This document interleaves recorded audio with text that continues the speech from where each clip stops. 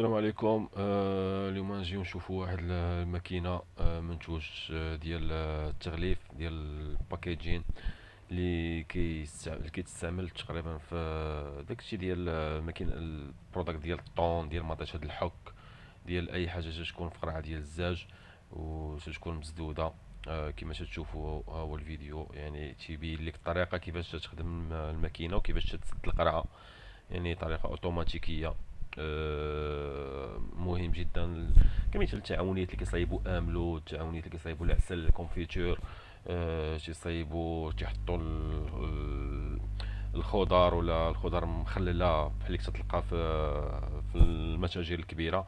فهاد الشركه هذه مناسبه جدا لهذا النوع ديال الباكيجين، وكتربح الوقت كتير وكتعاونك في ان تزيد الانتاجيه.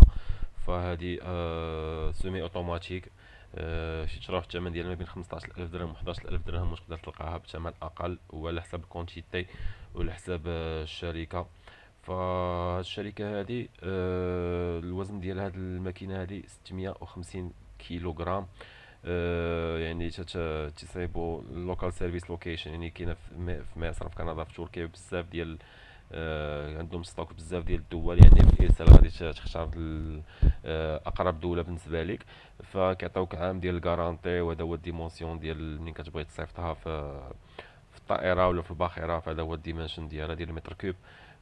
كتعطيك ما بين 30 و 35 حبه في الدقيقه، يعني في اليوم مضربه في الشهر، فهي كميات خياليه. فمن غير القراعي كما تشوفوا هنايا، فالاستعمالات ديالها متعدده، فعلى حساب القرعه وعلى حساب المنتوج ديالكم وعلى حساب لومبالاج ديالكم فتيكون المول المناسب ديالها. واهم شيء هو انها تتسد وكتقفل على المنتوج ديالكم باحسن طريقه. فهذا كيظهر ليا بحال القرطاس، ولكن هو ماشي قرطاس، يعني شي منتوج اللي تيكون لولبي وتحتاج، يعني بحال ما عرفت الصراحه شنو بالضبط، ولكن عرف شو الفكره شنو هي. فالشركه هذه تسمي اوتوماتيك نو روتيشن تايب الكتريك كانسيمال، يعني كتخدم بالضوء. هادو هما العبارات ديالها والديمنشن ديالها. فكما تشوفوا هنايا كاين البرودكت ديسكريبشن، موديل، كونتيتي، شحال كتعطيك في الدقيقه، 10 حتى ل 15. الديامتر ما بين الطول ما بين 15، ما بين 20 حتى ل 220. ولا بغيتي ترجعها تبيرسوناليزيها، يعني الا عندك شي باكيج اكثر من هذا، فهما كيعمل في الطول فانهم تيديروا لك على حساب البرودكت ديالك. والديامتر ما بين 40 و 130 مليلتر. تخدم على 110 في السينجل فيز ولا الدبل فيز. على حساب هادي حتى هي تدخلها في الوقت ديال الشراء، فانك تقول لهم انك بغيتي الدبل ولا السينجل، على حساب شنو عندك نتايا في الضو. فالاستعمالات ديالها كما تشوفوا تقدر تستعملها في قراعي ديال المناضة، في الطون، ولا اي علبه معلبه، في هادشي ديال الاناناس ديال الخضره والفواكه المجففه ولا المخلله.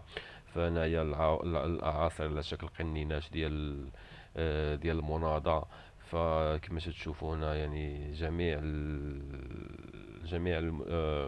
الطرق اللي تقدر تستخدم بها هاد الماكينه. فكتخدم بها الالومنيوم، كتخدم بها التين كان، كتخدم بها العلب الورقيه، كتخدم بها جميع الكانيطات الدائريه، كتخدم بها هذيك ديال الحيوانات فين كتحط الماكله كالباطي، ولا الحيوانات ديال القطوط ولا ديال الكلاب.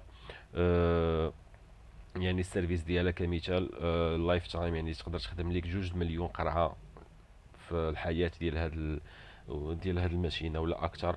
فهادو صور تقريبيه ديال الكانيطات ديال 50 ريال كمثال، يعني كتقوم بالتغليف ديالهم. وكما تشوفوا يعني تنظن انها مناسبه للناس اللي تيخدموا السوائل في قراعي الالومنيوم، وفي القراعي اللي كيحتاجوا انهم يسدوهم، ولا في الطون ولا المايس ولا اي حاجه. تقدروا تخدموا بها بهاد الماكينه هذه. وهادشي اللي كاين. ولا بغيتو كيما ديما تقدروا تكونتاكتيوهم فقط بشات ناو. ولا عندكم شي حاجه فخليوها لنا في الكومونتير، ان شاء الله نحاولوا نجاوبكم عليها. تحياتي.